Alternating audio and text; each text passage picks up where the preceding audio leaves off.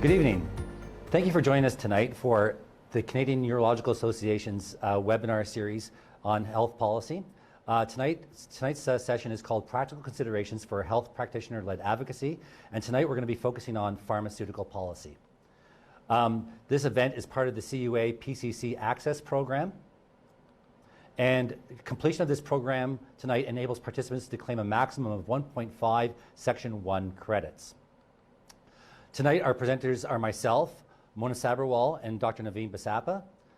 I am a health policy consultant. I specialize in patient advocacy.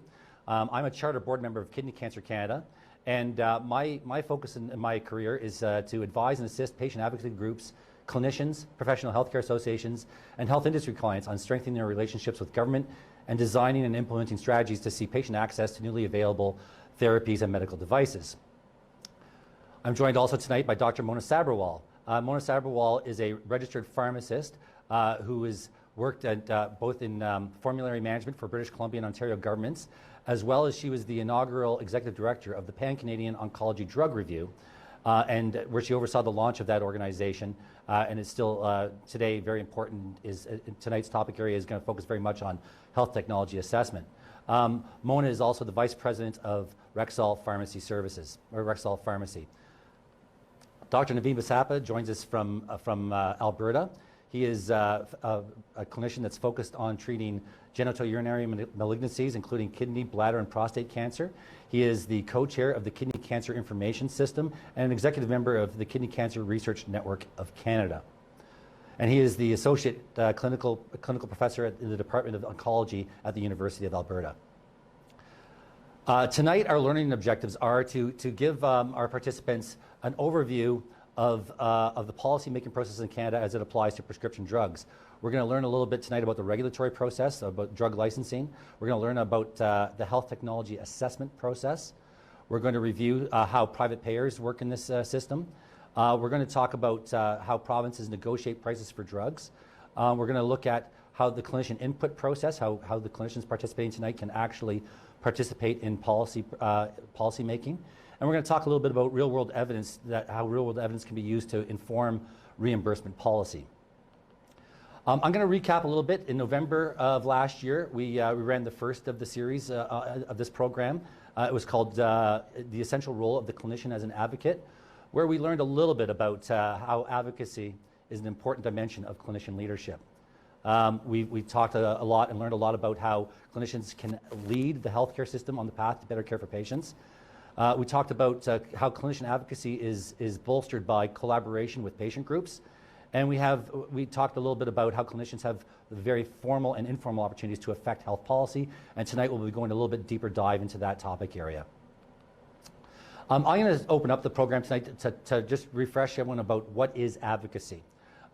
Advocacy is those set of activities that are focused on influencing decisions within political or economic or social systems through various forms of persuasive communication. This involves efforts to influence legislation, laws, and public policy. And I want to reinforce that advocacy is not just flagging issues and speaking up. Advocacy is very much the process where you work work for the process of change with policy officials and lawmakers. So you're part of the solution, not just identifying the problem. I want to identify that there's a number of different stakeholders involved in the advocacy world that we're talking about tonight, which is primarily pharmaceutical policy. Many of the stakeholders have an interest in outcomes, primarily focused on improving patient outcomes. Some of the stakeholders have commercial interests in this environment. And some of the stakeholders are actually focused on, value and cost containment. Advocacy generally talks about two different types of advocacy. There's personal advocacy, of which I'm sure most of you have been involved in one way or another, and that is actually helping individual patients access treatments or the care that they need. Tonight, we're not really talking about that. We're talking more about the larger scale, how advocacy can affect public policy, laws, regulations, etc. I'm going to talk a little bit very quickly about the pillars of advocacy, and we generally organize them into four different pillars. The first pillar is really identifying what your issue is, the why.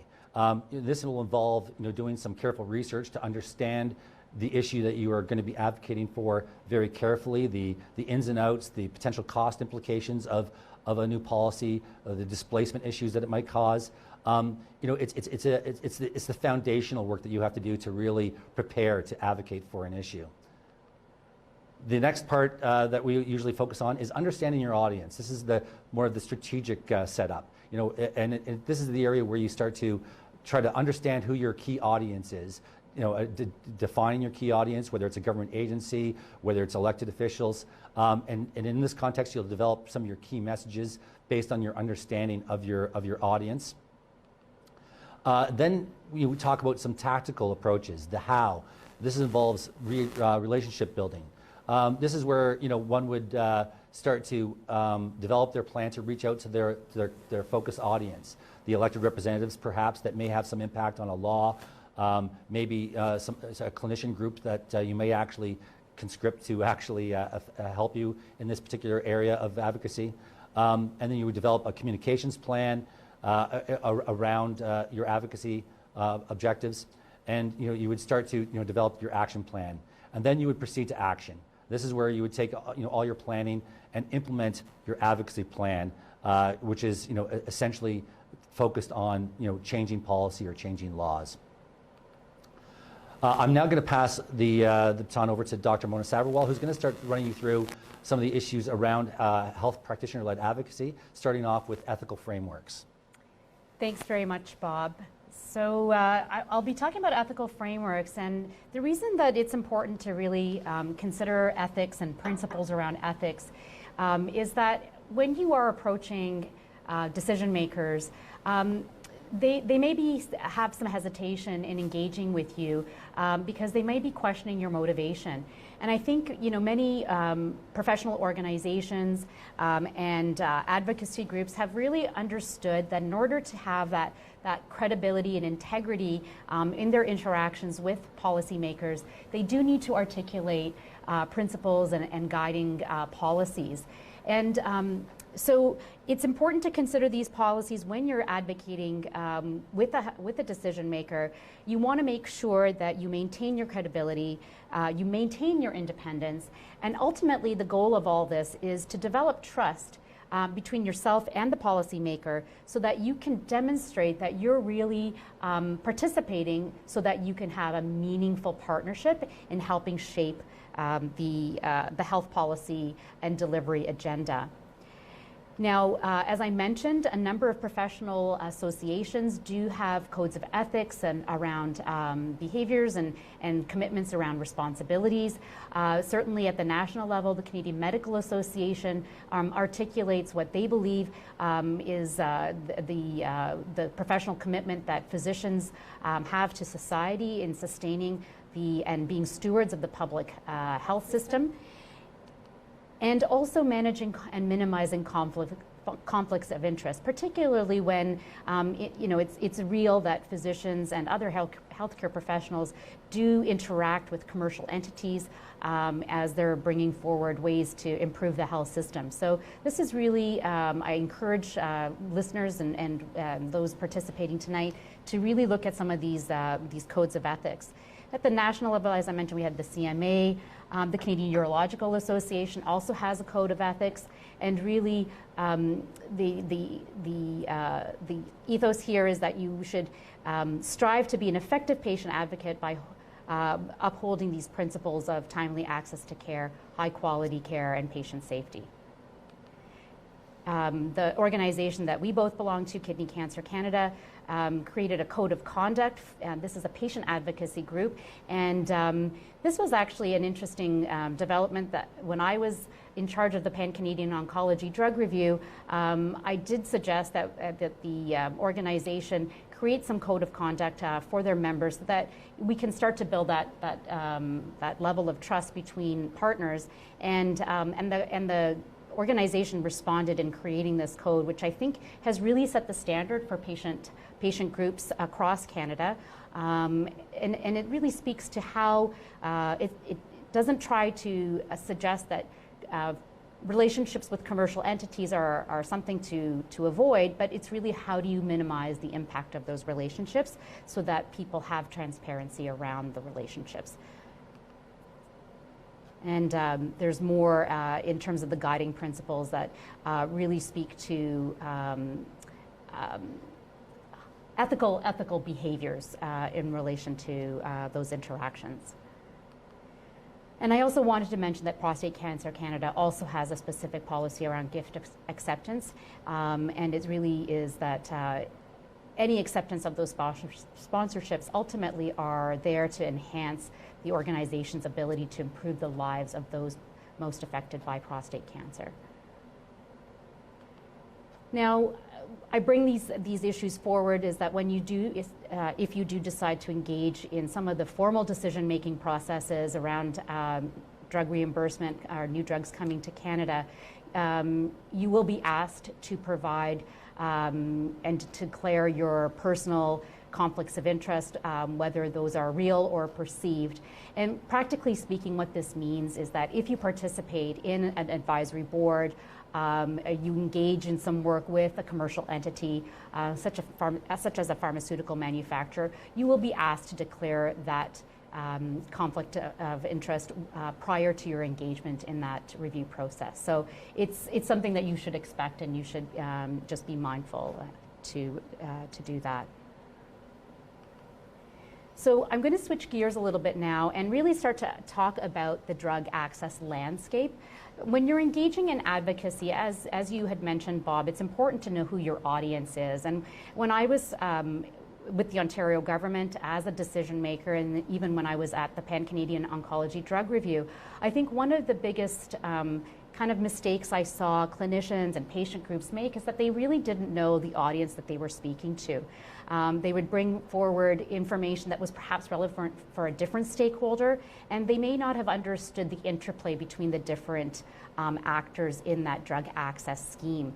So really what you can see with this diagram is that there's 4 phases to a new drug coming to Canada and then actually being funded for a patient through a public drug program. That first level is with Health Canada. This is the regulator. The regulator is looking at the safety and efficacy of the drug and market authorization. The next level in blue is the health technology assessment layer. There are multiple bodies that conduct a formal health technology assessment, and we'll talk about that in a moment. The blue phase, or the green phase is the level of value negotiation. So this is where the provinces may engage in a formal negotiations around price and other forms of value. And then finally, when you get down to the orange, this is really about the drug funding decision as well as the implementation of that drug funding decision, whether it's at the Ministry of Health or at a provincial cancer agency. So we'll dig into these a little bit more so you really can understand what each of the actors are actually doing. So Health Canada, as I mentioned, is the regulator, and they're responsible for market authorization. This really means new drugs, so drugs that have never been brought to market, and they're being licensed for the first time. It can also mean the first time a drug is used in a new disease or a new indication. And this is actually very important because the official language in the Notice of Compliance weighs quite heavily on how a drug can be used in the market as well as how it can be marketed, and has a lot of influence ultimately in the health technology assessment process as well as how it gets funded. Now, I do want to mention that there is a set process for drug evaluation at this level. Generally, it takes about 2 to 3 years for what we call non-life-saving drugs, but Health Canada does have a mechanism to allow for a faster review process, which takes about a year, and this would be for drugs where there are no treatment options available on the market, or it's for a life-threatening condition. And in sort of the logistics, once a drug has been submitted by a manufacturer for market authorization, it goes through this review process. Generally, as I said, it takes 2 to 3 years. Once Health Canada approves it, the company receives a notice of compliance. That just states that it complies with the laws of Canada to have a product marketed in Canada, and it receives a drug identification number. And in some instances where the regulator has determined that there is promising information, but perhaps not the full ideal data set that they were looking for, they may issue a conditional notice of compliance. And usually what that means is that the manufacturer has to conduct some post-marketing studies that either demonstrate or confirm the efficacy signal or the safety profile. One thing I will also mention before I go on to the, specifically around health, the scientific advisory on oncology therapies, Health Canada tends to look at the preclinical data as well as phase 1 to phase 3 trials. Sometimes they may look at real-world evidence, although that is extremely rare, and sometimes they may also look at information viewed by other regulatory bodies, specifically the US FDA or the EMEA. But generally they are looking at that full data set. Health Canada does, because generally Health Canada is not employing physicians or other technical experts in specific disease area that tend to be more generalists. So they do have different mechanisms to get some specialized input. And with oncology drugs in particular, they have a scientific advisory committee on oncology therapies. It provides scientific and medical advice related to the entire life cycle of oncology therapies. And this is really a key opportunity for medical oncologists to participate in the review process. Generally, you're identified to participate. You don't really apply to participate. It can be through the chair, through academia and the research community that you might get identified to participate. Also important to mention, and many clinicians may have some experience with the Special Access Program. So for drug products that have still not received their market authorization, perhaps they're available somewhere internationally, there is a mechanism that Health Canada can employ to allow a limited release of that drug product in Canada. And it's generally reserved for serious or life-threatening conditions, and it really does depend on the physician's ability to provide a very convincing argument as to why that unmarketed drug product is the right product for that patient. Important to note that the cost of the drug, it usually does have a cost, and it could be picked up either by the manufacturer, but in some instances it is picked up by the patient or their insurer, and that varies across insurers. And for cancer patients who have no other treatment options, this has been used effectively to gain access to unmarketed products. I wanted to talk about pricing approval. This is a process that occurs concurrently with often with the Health Canada review and often into the health technology and post-marketing period. This is done at a federal level. It's very unknown kind of agency called the Patented Medicines Prices Review Board. It was created in 1987. It's a quasi-judicial tribunal.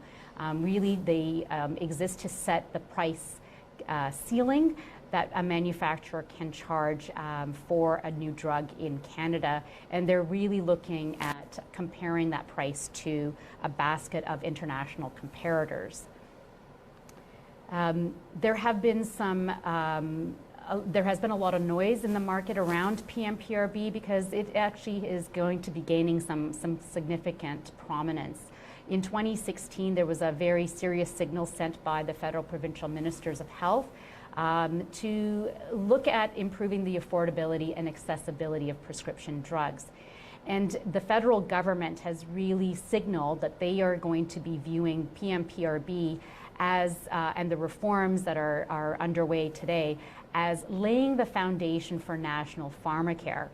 So that's a pretty bold statement, and we can talk about a little bit about why they believe that to be the case. So three main areas of change that will be that the PMPRB is looking at. So the first is they are going to be looking at a new price analysis that they will be using to when they consider whether the price of a new medicine is excessive. As I mentioned, they look at a basket of international comparators, and they are recommending, or they're proposing, that the basket of international comparators changes so that the overall price, actually the comparator prices are actually going to be decreasing. And they're also suggesting that they would be looking at the actual price of medicines, which is net of all adjustments, discounts, and rebates. And for those of you who understand this, that pricing in the marketplace is actually, there's not a single price that is paid by all.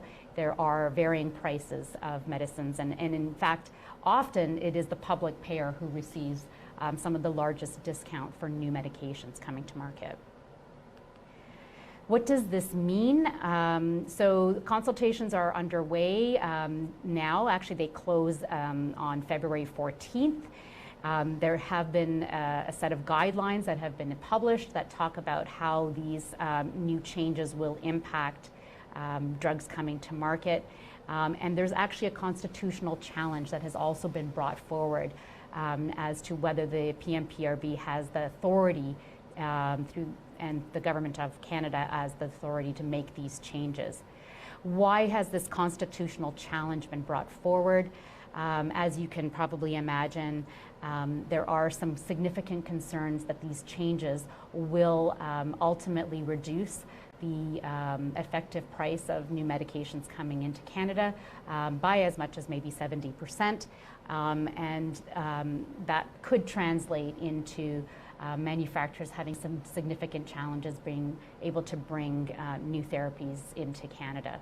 So something definitely to be watching for as this will impact not only the way that we bring drugs to Canada, but ultimately our patients and what they can access. Okay, so I wanted to get into the health technology assessment process. Many, which is that blue layer in the four phases that we talked about. And this is actually quite foreign to many physicians, and it's really important to understand the HTA processes, because actually this is where physicians can engage quite significantly in influencing how a drug may be funded and implemented in Canada. So actually, what is health technology assessment? It is a formal process of understanding the value that a new drug therapy, or frankly any health technology, brings to market. There are two main publicly funded bodies that engage in formal health technology assessment. The first is the Canadian Agency for Drugs and Technologies in Health, also known as CADTH, and the other is based in Quebec. It's l'Institut National d'Excellence en Santé et Services Sociaux, also known as INES, and as I mentioned, they are the Quebec-specific body. And what we're seeing over time, many of these agencies have functioned independently, and what we're actually seeing is that there is much more collaboration over time, both within the health technology assessment bodies as well as between health technology assessment and the federal regulator. And you'll also see another body that really is on the negotiation side. So there's a lot more collaboration that's occurring across those bodies. So CADTH, which is the main body in Canada that looks at drug technologies, advising public drug plans. The first is the Common Drug Review. It's been around for longer than a decade now, and this looks at all new drug technologies that are not cancer related. And then the Pan-Canadian Oncology Drug Review looks at all new therapies that are cancer related.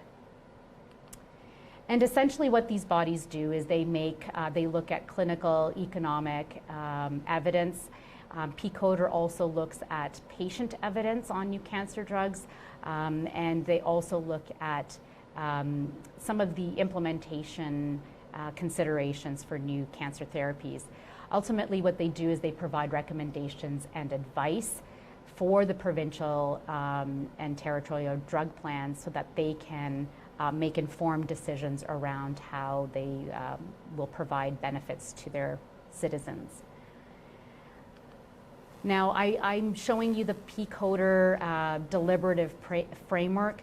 It is not exactly the same for the Common Drug Review, but there are some significant similarities. In both processes, you have an expert drug review committee, and they work with a framework such as this. They look at the clinical benefit of a new drug, and of course, most clinicians can intuitively understand effectiveness, safety, burden of illness, and therapeutic need. They also look at the patient values. So what do patients believe is the value that the new drug therapy brings to them and the treatment armamentarium that they have available to them? There's a formal economic evaluation that is conducted looking at the net benefits and costs of a new therapy. And they look quite broad at what those economic benefits could be. And then there is the adoption feasibility. So what does that look like from a affordability perspective and an organizational feasibility perspective? And there's no weighting to these different components. It is very much a deliberative discussion where all the evidence is brought to bear to create a summative recommendation. And we talked about INES. This is the Quebec HTA process. Again, very similar in the elements that they look at, and there is ongoing work to align INES and its work with CADTH over time. Now, I did want to mention private drug plans because, of course, public drug plans are just one channel that patients can use to have drugs covered. Private drug plans, particularly on the non-oncology drug side, are often significant players as well, and these are often accessed through employer benefits. Most of the time they conduct a very simplified and streamlined drug evaluation. Essentially the drug is covered almost soon after it comes to market, but increasingly we're seeing private drug plans starting to follow public drug plans, and this is particularly when it comes to listing expensive new drugs, whether it be oncology or in non-oncology circumstances as well. I would say most biologics would fit into that category. It's important to know that provinces do negotiate quite significantly with manufacturers around the value proposition, and this is done now through a Pan-Canadian Pharmaceutical Alliance. This is actually made up of the provinces, so it is the provinces themselves that have collaborated to negotiate in a consolidated fashion. All drug plans are now, over time, have come on board, and this includes Quebec now. So this is a fairly significant processing step that has been added. I will say that many of the other steps, I mean, Health Canada, we talked about being about 2 to 3 years. The PCODER or the CADTH process is about another 6 to 9 months. The PCPA process actually can be quite variable. It could be months to a year or longer, and it really is unfortunately not a very predictable process.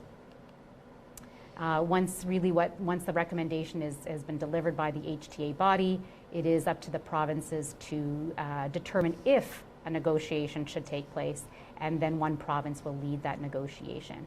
And then each province then, once they've concluded an actual negotiation, each province then decides if and when they will fund. So as I mentioned, it's a rather unpredictable process. And that concludes the various players in the drug evaluation and funding landscape. And now we'll be letting Dr. Basappa talk to us about clinician involvement in those HTA bodies. Thank you, Dr. Sabharwal.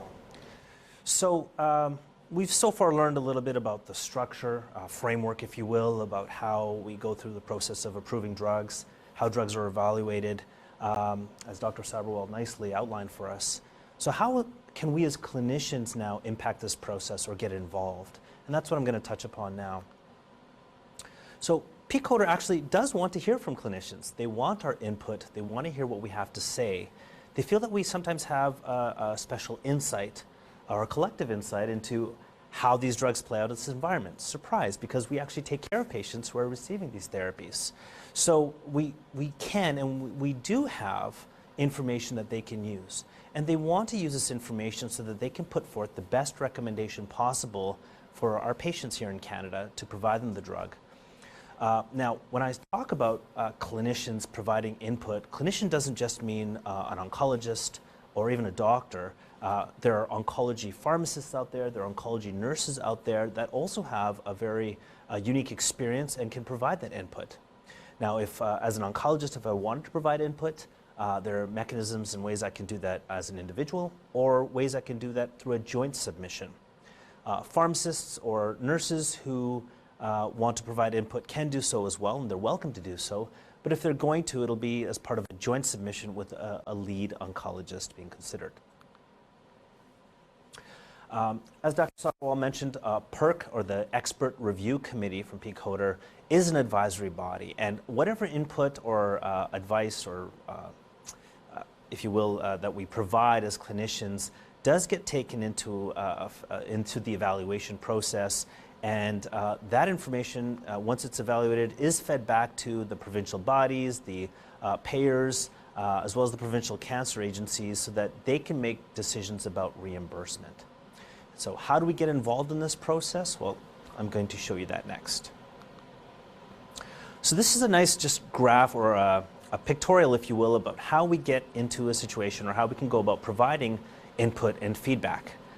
3 steps essentially, and I want to point out there's a difference between input and feedback in this process. So starting off with step 1, the first thing we need to do is register. So we proceed to the CADTH website and we register ourselves as clinicians. Here it's a very simple process as indicated on the form here. Your name, email, some other particulars about you as well.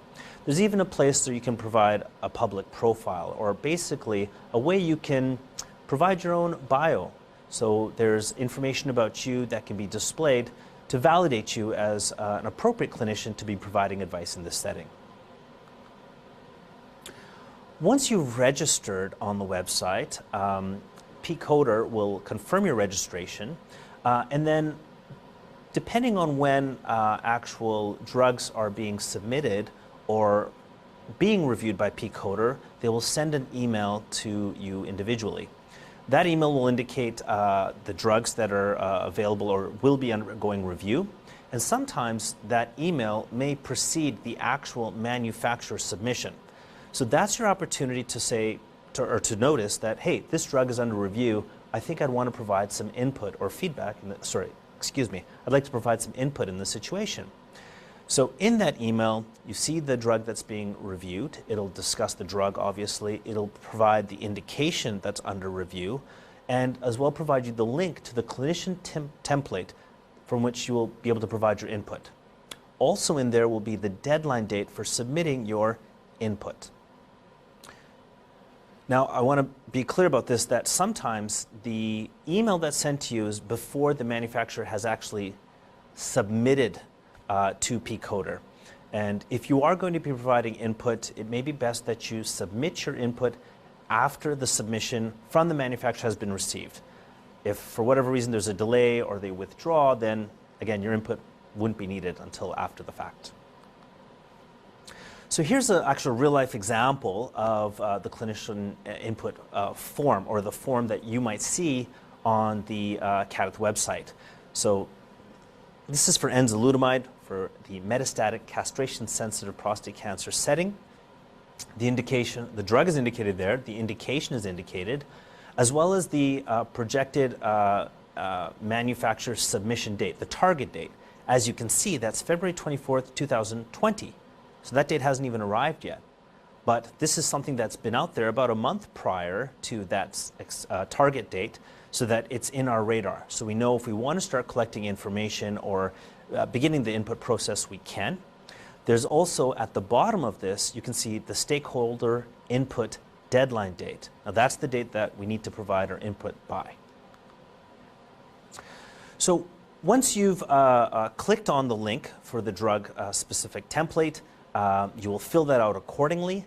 Now, the template itself has key questions for input that include the following: the eligible patient population, the relevance to the clinical practice, any companion diagnostic testing that may be required or involved in this, and as well, of course, sequencing and the priority of treatments that aren't just in this space, but also that are affected by this drug being approved in this setting. There may be some other questions as well, but they tend to be specific to the drug and the indication. So once you've provided or filled out that template and you've provided your input, you will proceed to this site, which is the Collaborative Workspaces portal site, and you will submit your input document. Now remember, that is your initial input for this indication. So what happens next is that your input is submitted, that deadline passes. After a few months of collecting all the information, reviewing the manufacturer's submission, all the clinician input and other input and resources, PERC will actually submit an initial recommendation, or they'll provide an initial recommendation based on the information they have received to that point. And you will receive an email notification that PERC has listed their initial recommendation. You will only receive that if you actually contributed input at the get-go. Once you receive this email, that's your opportunity to review the initial recommendation and then see, is this something that I agree with? Do I agree with PERC on their deliberations and their recommendation? Or do I maybe agree, maybe not? There's some points I want to bring up, or do I just outright disagree? You see the form on the right side of the screen here, and that's essentially your opportunity to say what you feel about the initial recommendation. But not only that, you should provide reasons of why you don't agree. You can't just check off the box and just leave it at that. Of course, PERC wants to know why you're thinking what you're thinking. So once you've given your feedback, that all gets collated again, and PERC ultimately looks at all the information and then provides a final assessment or final recommendation. Now, just some suggestions. If you are going to engage in this process, first things first, again, you should register. Register with PCODER. It's a one-time registration, and it's all online. When you do submit your input, make sure you use the drug indication of the specific template, because obviously you want to make sure your information is correct and accurate for the drug that you are providing input and information on. You want to make sure you're providing input that's relevant to your practice and your patients, right? You want to be specific about it, and there's some key points here that you can look over on your own. I also want to stress the fact that you don't need to do this on an individual basis. You know, if you're not sure, if you really want to find out how you can best impact a submission, reach out to your patient advocacy group, maybe to other clinicians in your region, maybe national groups that would have an interest in providing an input or providing a submission to this drug, and making sure that you really put your best foot forward. I think that's probably the best way you can make the most impactful change. A few other points, you must submit a conflict of interest form if you are going to provide input and feedback. It's best to kind of get that done earlier than later, because it may hold back your input or hold back evaluation of your input if you don't have it. Yeah, and the COI form is actually attached to the clinician input template. It's at back pages, so it's easy to find. Yeah, thank you. The other thing is, if you do provide input or feedback, as well as the information on your conflict of interest form, all of that will be publicly posted on the CADTH website. So whatever comments you make, whatever input you provide, that will be available for the public to view. For INES, health professionals, consumers, patients, as well as groups or associations in Quebec can submit their comments about any product or any drug being evaluated as part of their 3 times yearly update to the list of medications in the province.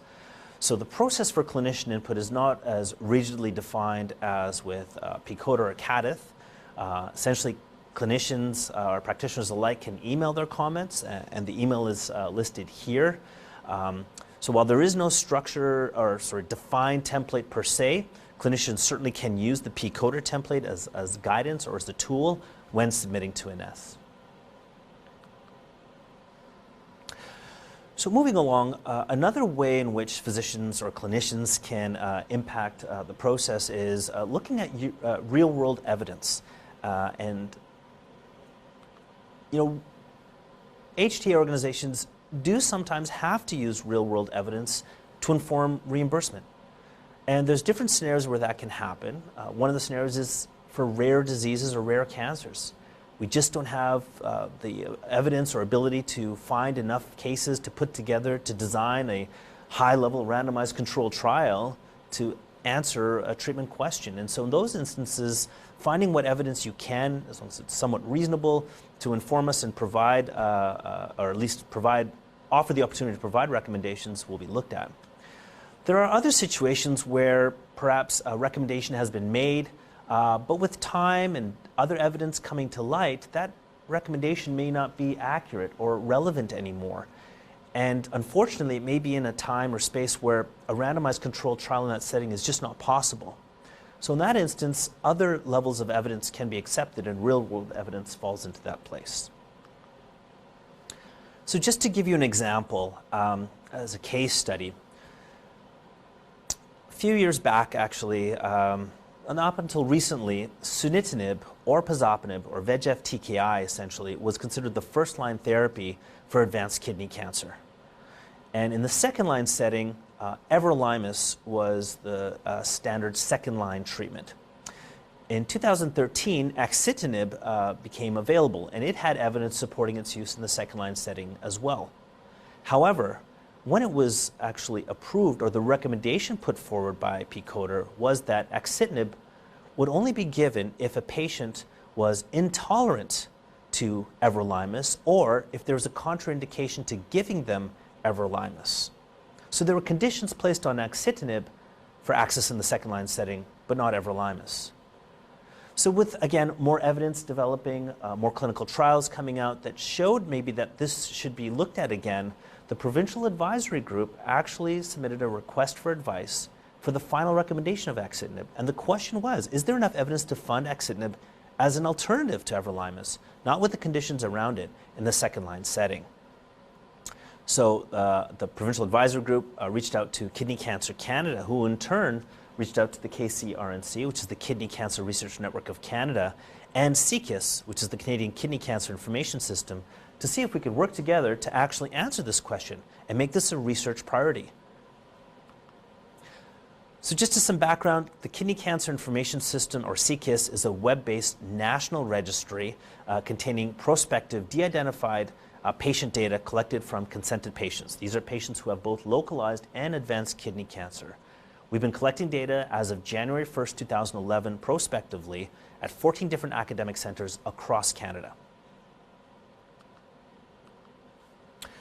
So when we were approached by KCC to look at this question, we asked, is there a difference between outcomes in patients who receive axitinib or everolimus in the second-line setting? So we looked at CKIS, we identified patients who had first a VEGFR TKI in the first-line setting, and then what was their drug in the second-line setting? And we identified 108 patients who had axitinib and 229 patients who had everolimus, and we compared the results. And we looked at what were their outcomes, and we found that there was actually no statistically significant difference in between patients who received everolimus or axitinib. With that, we concluded that axitinib should be considered an option for all patients in Canada post first-line VEGF-targeted therapy, without the limitations or the conditions that PCODR had placed with their initial recommendation. And with that information, we went back to PCODR and the clinical guidance panel, who concluded, and they agreed, that yes, there's appropriate real-world evidence and expert judgment to justify axitinib as an equal alternative to everolimus. So this was groundbreaking in some way, or a significant change in policy. It certainly made drugs accessible to patients in Canada, and we felt much more equally just to improve patient care. So overall, as clinicians, we felt that we were able to have a voice and advocate for our patients to achieve this change. Finally, one of the other ways, and this is somewhat newer in concept, I guess, with PCODR and PERC, is not just looking at approval of drugs, but looking at the drug in the context of how patients are treated throughout the journey of having a certain type of cancer. So what is the algorithm with which we proceed to treat patients with? Now, PCODER has developed funding algorithms that determine the place of a certain therapy within cancer treatments. And that informs, again, our public reimbursement registries or groups on how to fund drugs in the context of all the other drugs. Before, this used to be CDIAC who used to do this, but in July of 2019, this was transferred over to PCODER. Now again, where does a drug fit in the context of the treatment space? So is it, depending on which line you're treating it in, it has significant ramifications on what happens next. So if a new drug comes up in the second line setting, how does that affect treatments downstream from that? Or in the first line setting, and I'll give an example of that shortly. But as clinicians, there are different ways that we can, again, provide input into the algorithm. First is, again, as I mentioned, with registered clinician input. Because now the algorithm is considered, or should be considered, when you provide that input prior to the PERC's initial recommendation. The second way is through ad hoc clinical panels or surveys where clinical leads in different regions, particularly affiliated with provincial cancer agencies with experience in this setting, are approached to provide their opinions or recommendations accordingly. So speaking towards the latter, the ad hoc clinical panel, again, this is to help support the algorithm. And PCODER really does want to hear about how we can provide the best care given the available evidence or lack of evidence in certain scenarios. One of the things I will point out that, some of you who are watching or otherwise may actually be approached to participate in one of these panels. And again, similar to previous, it's not a task that you necessarily have to take on by yourself. Certainly take the time to reach out to other clinical experts or leads within your province or region, ask advice, generate a kind of a consensus, if you will, if you're comfortable doing that, to really put forward the best recommendation you can or best advice you can. This is becoming increasingly important because the number of drugs becoming available with increased research is more so than before. So the more options we have sometimes makes it harder for us to figure out, well, what's the best drug to use when? So looking at these algorithms is, I think, key. Things to consider when you're thinking about the algorithm and the order or sequence of drugs, certainly what is the current state? What are the options right now? And then looking at, well, if this drug becomes approved, what happens next? What's going to happen to subsequent lines of therapy? What's the downstream effect of this drug being approved? There are other sources of evidence, certainly at academic conferences or abstracts, perhaps current trials, even real-world evidence that could maybe help you in determining sequence or providing that input. Also, don't shortchange yourself, and your expert opinion or your involvement with patients certainly counts. So there may not be collected data or evidence per se, but if there's a special access program and you've treated X number of patients in this context, that could be valuable. So considering how patients did in that situation may help you determine which algorithm or which sequence of drugs you may favor. Looking at what drugs are coming in the pipeline, and again, real-world evidence certainly can be helpful in helping you determine how to put forth your best recommendation. So as an example, in the advanced kidney cancer setting, again, ipilimumab and nivolumab is a fairly new drug that's been approved.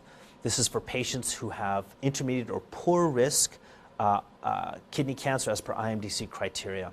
Now, the standard of care treatment prior to ipi-nivo approval was sunitinib. And it was the one drug treats all. All patients with advanced kidney cancer can essentially go on sunitinib, and that was approved across all provinces. Once ipi-nivo came into the mix, well, that changed the perspective because ipi-nivo is now the first-line standard of care. And all the data for second line, third line, et cetera, that had been available was in the context of patients receiving sunitinib first. So with ipi-nivo coming into play, what do we do next? If a patient doesn't respond or progresses on ipi-nivo, what are the next steps? And there is really no good evidence, or at least high-level evidence, to guide us in this setting. So again, clinicians got together and they put together what they thought was the ideal, what we think we would want in the setting of a patient who had sunitinib first, what kind of second and third line options we thought patients should have, and then also if patients had ipi-nivo, what do we think they should have as well? And this is a slide showing the ideal. There are a number of drugs listed here, not necessarily all Health Canada approved or funded, but we thought this would be the ideal. But without consideration of the algorithm or without having the ability to actually provide this input, so at the time we did not have this avenue in which we could address the algorithm through P-coder that was in CDAIC's hands at the time, we ended up having this as the algorithm. So certainly fewer options to consider, but again, I think perhaps it could be considered still fair. Again, thankfully, there was still clinician input that was involved to allow the fact that patients could still get 3 lines of therapy for the most part, but taking into account some of the limitations and maybe holes in the evidence or lack of evidence, if you will, so that not everything could be approved. So again, in the event that we were able to provide input, we may have been able to get something more, or at least be able to access more options for our patients if we had had more access. But now I think we're doing, we've ended up with this, which I still think is reasonable.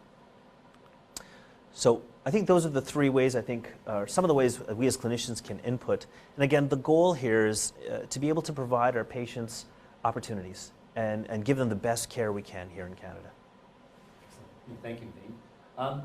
If you have any questions, please enter them into the chat feature on your screen, and they'll be presented to us if there are any questions. But I just want to quickly summarize what we've gone over today. So we found out that clinicians have many different opportunities to engage in advocacy and health policy. I'm sorry. Oops, something's happening here. We've learned a lot about navigating the health technology assessment process. We've also talked about how clinicians can engage in the process directly through the mechanisms afforded through the clinician input process at P-coder and at INESS. And we've also talked about how real-world evidence can play a part in informing reimbursement decision making.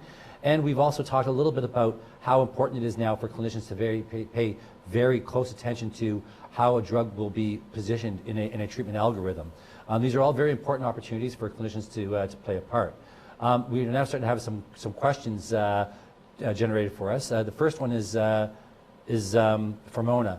The question is, I have a question about the process of allowing new drugs to be used in Canada. If it is life-threatening disease that needs early drug intervention, then Health Canada can allow use of that drug for 1 year of testing. Is that true? So it's not completely up to Health Canada. Actually, when a manufacturer is testing a new drug, and they would be setting the parameters for the clinical trial evaluation. And Health Canada really does not participate in that clinical trial evaluation other than to just that it has to be a registered clinical trial.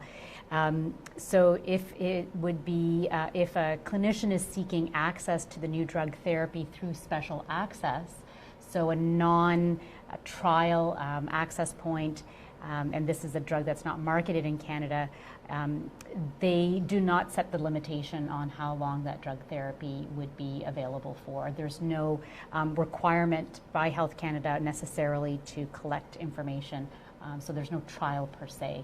So I guess 2 avenues to be able to access a drug therapy for a patient that has a life-threatening disease, perhaps that does not have a treatment option available.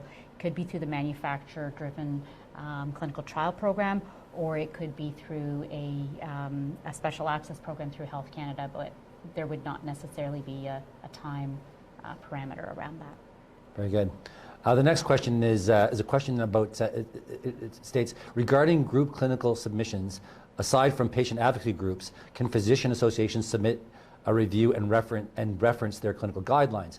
This is an interesting question. I mean, right now there's actually a movement at the Canadian Agency for Drugs and Technology and Health to actually try to move clinicians to submit potentially through their physician associations. Now, this is still not codified yet, but there is definitely a push to try to get physicians to work in collaborative groups so that there's more of a consensus approach to this. And very much, yes, the referencing clinical guidelines, particularly those clinician groups that do a fair bit of work in developing consensus guidelines, those are extremely valuable information points to submit. That seems to end of the formal questions from our audience right now. But I did want to ask Dr. Basappa a quick question about what is it that drew you into this whole area of actually participating in the clinician input process for health technology assessment? How did you step into this particular area? Mm-hmm. So again, it's being faced with in a situation where patient options, the available options based on the regulations or recommendations that have been put forward, I feel weren't fair to our patients. And there was new evidence that had came out that really made one of the drugs just really not well regarded. It just seemed inferior in a number of different ways. And there had been a lot of debate over the years, but never any randomized controlled trials comparing those two drugs, axitinib and everolimus. And we just felt as a group that we needed to answer this question as best we can. And if there was not going to be a study, well, we have a large data set of patients. Is that something that might influence or change opinion? I mean, I think the space was also changing as well, so new drugs were coming underway, but at the end of the day, we didn't know how long that was going to take, and we felt that it wasn't right for patients to be getting perhaps subpar therapy for really a reason that didn't make sense. I think it's a great example of someone actually, maybe have not had considered getting involved in a policy decision-making process and really finding a therapeutic reason, a patient need, and putting together a very kind of comprehensive package to say, hey, wait a second, here is evidence. It may not be traditional. It may be, outside of that randomized controlled trial. And what's also, I think, heartening is that the professional judgment, professional experience is actually quite important in a lot of these review processes now that perhaps in the past may have been seen as inferior kind of information. But as you had mentioned, it really is important to bring forward the lens of what is the kind of the spectrum of patient experiences that are relevant that you see in your practice to bring to bear on kind of the evidence base. So thank you for doing that. Well, I can't take credit myself. It really was a group effort from the KCRNC and CKIS. I think as a group, I think we really do advocate for and try to really put forth our best foot forward in terms of providing the best care and options for our patients. And for all our participants out there, I mean, if you are trying to find your way in to participating in health policy and advocacy, one of the best ways to enter this world is actually through your representative patient advocacy organization. So, Prostate Cancer Canada obviously is a good starting point. I think Dr. Basappa might have partially been drawn into this environment by Kidney Cancer Canada. It's a great place to start. So if you want to get involved, please call the executive director or the chief executive officer of the patient advocacy group that represents the therapeutic area that you're interested in participating in. That's it for our webinar tonight. I'd like to thank our guest speakers tonight, Dr. Basappa and Dr. Sabharwal, and appreciate everyone that joined our webinar tonight, and good evening.